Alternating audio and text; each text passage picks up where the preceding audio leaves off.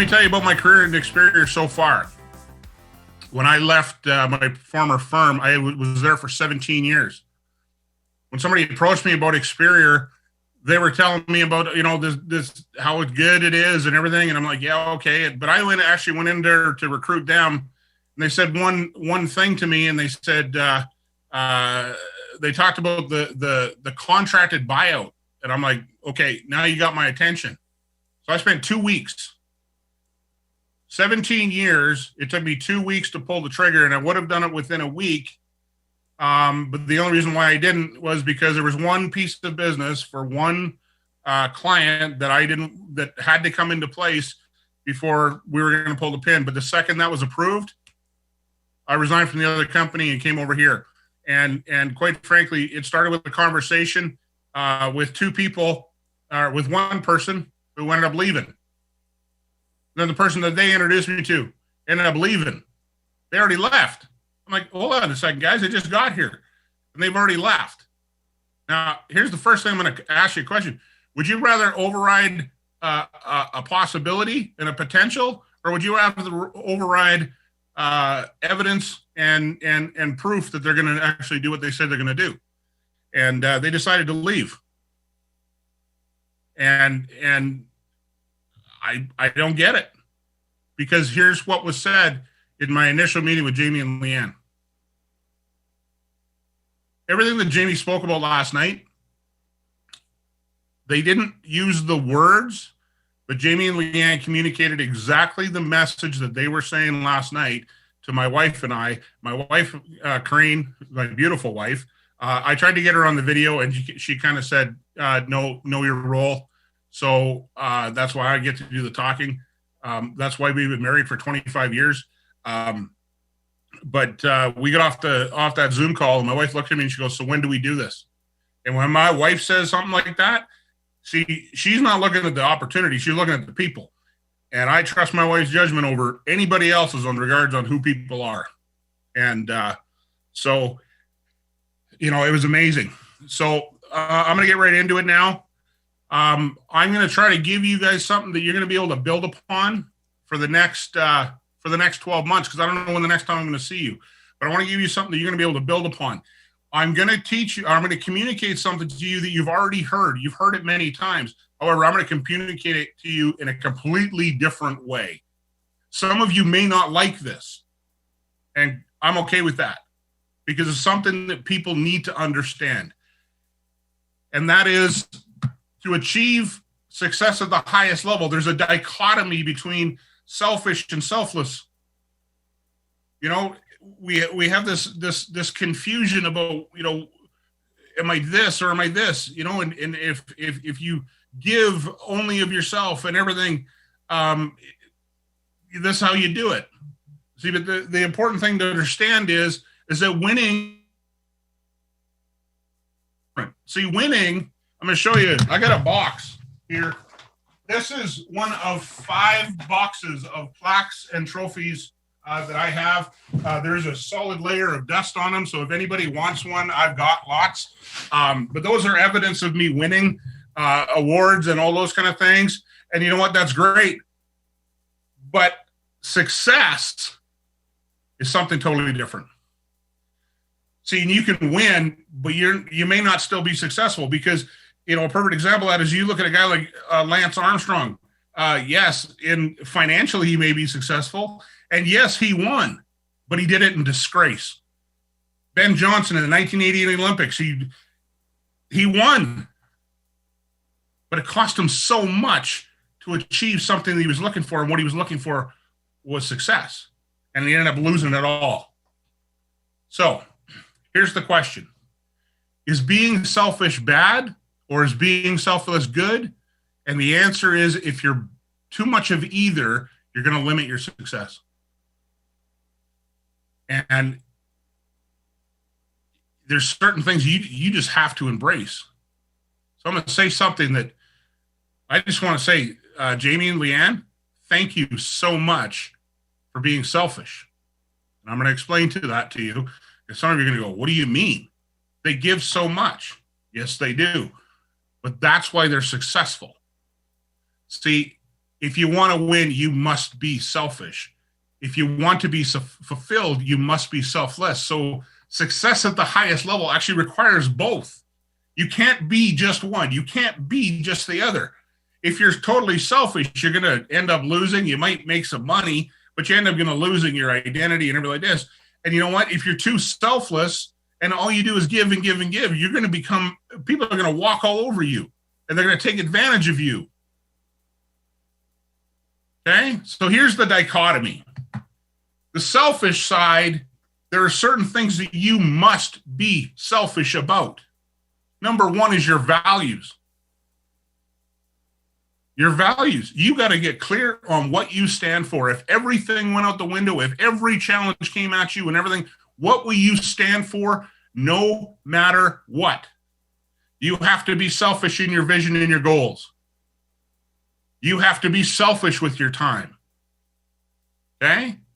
But there's a dichotomy to each of those. So with your values is you have to have a level of understanding.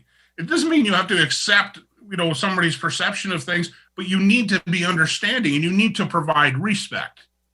See, respect and accept are two different things as well. See, with your vision and goals, you gotta be selfish about them. You got, when they say, if Darren did a great talk about Think and Grow Rich. Think and Grow Rich says you need to seal your mind. Well, stealing your mind is a selfish act, because what you're doing is you're putting the blinders on. You're not letting other people and other things influence what you're doing. So what you want to do is you want to be inclusive of those that support your vision and your goals. You don't want to be hanging out with people that take a shot at you every time and everything like this. Everybody knows the naysayers. So I'm going to say something very important to you, and I wasn't able to put this on the slide because I'm not a real PowerPoint guy. There's two people that are going to doubt, that will doubt you. There's two people that will question you. It's either going to be somebody else or it's going to be you. It's going to be somebody else or it's going to be you. And the thing is, you only doubt for one of two reasons. Number one, they don't believe that they could do it, so they doubt your ability to do it, or they don't believe that you believe you can do it. See, it doesn't matter whether or not you do it, but if you believe you can do it, you got a better shot than if you question it all the time. So when you're talking about your vision, your goals, and everything, you got to protect that because your life depends on it. Okay? With time. Time is one of these things that, people treat it like it's going to go on forever. And I'm going to tell you, it doesn't. In 2014, my wife was diagnosed with breast cancer, and I had to come to terms with the fact that I might become a single dad, that I might become a widow. I guess I'd be a widower, right? I had to come to terms with that, and I had to use my time at a whole other level. Now, thank God, everything that could go right went right. It still sucked, okay? But I tell you, I thought I was going to lose time. I thought I was going to lose it. And that was actually one of the reasons why I came over to Experior, because when they were talking about this, man, I saw a way that I could make up time that I had been spinning my wheels for about 17 years, kind of going and going and going. But here's what the problem was. My values, I was in a constant state of conflict. You want to talk about getting out of your comfort zone? I'm going to tell you right now, you are not in your comfort zone if you know you have more in you. You are not in your comfort zone if you know that you can be better. You're not in your comfort zone if you know that there's more for you in your life. You're in a constant state of conflict, so don't think you're comfortable. And believe me, I was not comfortable. The thing about time is this. The selfless act is being available. When my team calls, I'm not always there immediately, but I'm always available, and they know that. Okay? You need to be selfish in your standards. Obviously, I have high exercise standards and, that kind of thing, and I got to keep those standards high. No, that's an area of my life that struggles, but there are certain things, man, I got high standards. I got really high standards.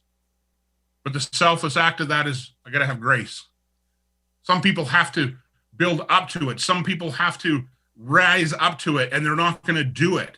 See, what we do is we have standards, and we expect people to rise up to them immediately, but they can't because they're different people. So you need to see people as people. That's what grace really is when you see people, not as a means to an end, not as an inconvenience, not as somebody, not as a tool, not as anything like this. But you can't let them see you that way either. You have to have high expectations. You have to set high expectations, because people will rise to the level of expectation that's put in front of them. And you got to pray. And the selfless act is you got to praise them, and you got to recognize them, and you got to see the efforts that they're making. And you got to encourage the efforts that you're making. Personal growth. If you're not growing, you're dying. If you're not feeding yourself, you're not going to do it. See, the best thing that a convention can do, the best thing, no matter how much hopefully you're getting something out of this discussion this morning, but no matter what you get out of it, I'm going to tell you right now, nothing will be able to compete with the 6 inches here. And the most we can do is just kind of try to bang you on the head to get you to wake it up a little bit and get it rocking and rolling. So you got to be intentional. You got to be selfish about your personal growth. You got to set your time around it. You got to set a schedule around it. You got to set a path around it. The selfless act of personal growth is encouragement. See, what happens is when you outgrow, when you start to grow, when you start to change and like this, you start to see the flaws or the shortcomings in other people in a whole other way. And I'll tell you right now, and I've done this, personal growth can be used as a weapon, or it can be used as an ocean. See, a weapon can sink a boat. An ocean can raise a boat, no matter how big the boat is. That's what encouragement is. So you need to use personal growth, and the growth that you go through, you need to use that as you need to use it as an ocean, raising it up. Self-care. There are times when everybody needs a break. Everybody. I don't care how good they are. I don't care how tough they are. I don't care how strong they are. Frank DeLeo, the guy's a big cuddly teddy bear and all these other kind of things. But I'll tell you right now, man, that guy needs self-care. He's drinking like super light beer. I thought he was drinking Red Bull, but it was super light beer. Man, I'm proud of him. Right? He's taking care of himself. But everybody needs that. And you know what? The gift that you can give somebody, the selfless gift that you can give somebody, is the gift of being patient with them. Sometimes somebody needs to just take care of themselves. And I've seen way too many leaders beat the crap out of their people because they were so focused on their own selfishness that they didn't understand the selfless acts. See, because of their lack of values, because of their lack of vision, because of their lack of time or their disrespect of time, their low standards, their low expectations, their lack of personal growth, and their lack of self-care, they could never give it. So you can't give someone something you do not possess. You can't give them knowledge if you don't have it. You can give them experience, but not knowledge. So I want you to think about this.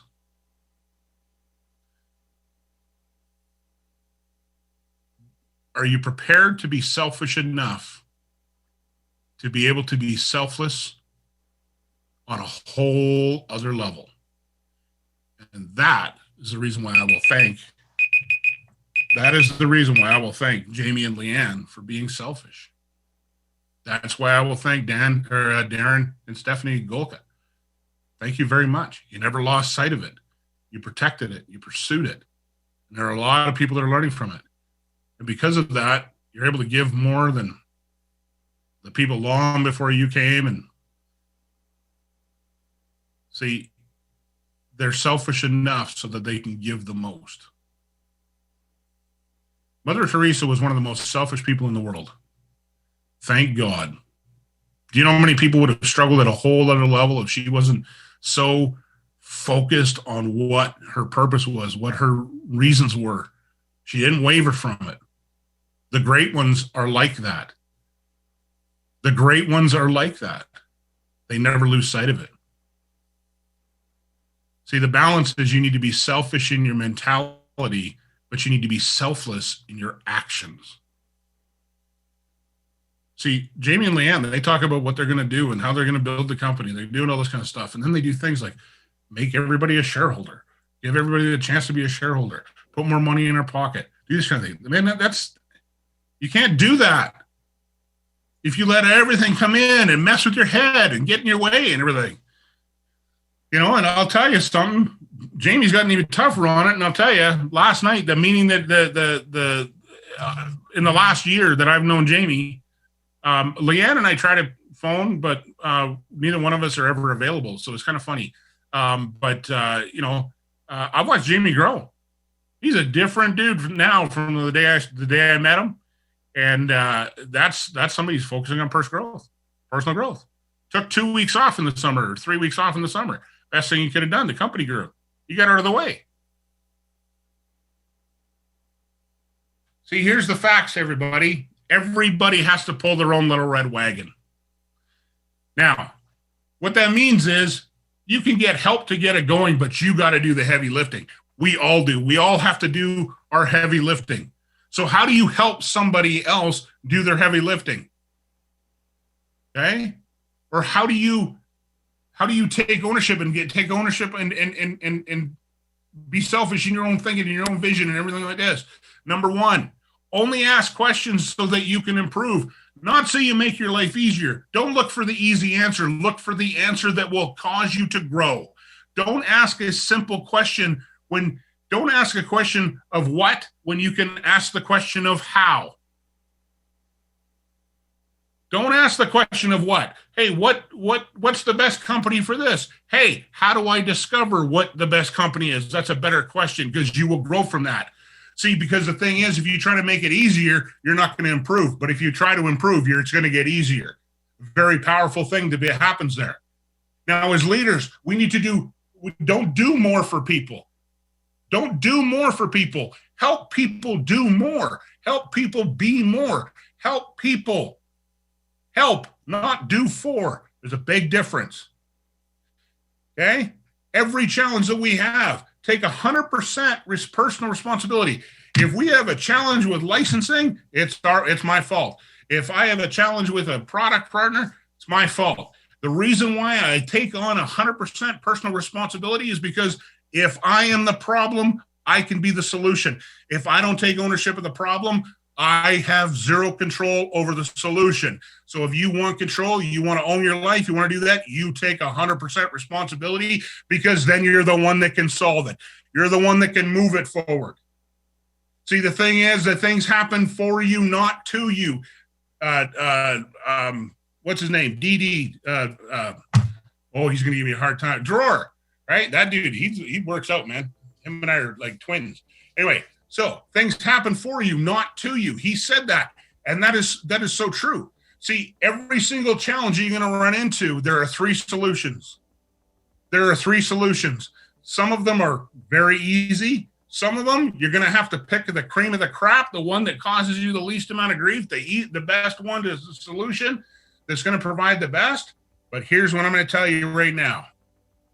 In leadership, the hardest thing about leadership is the decision making. True leaders do not make decisions that serve them. They make decisions that serve the most. So I'm going to challenge you to go out and make the decision to serve the most. Thank you very much.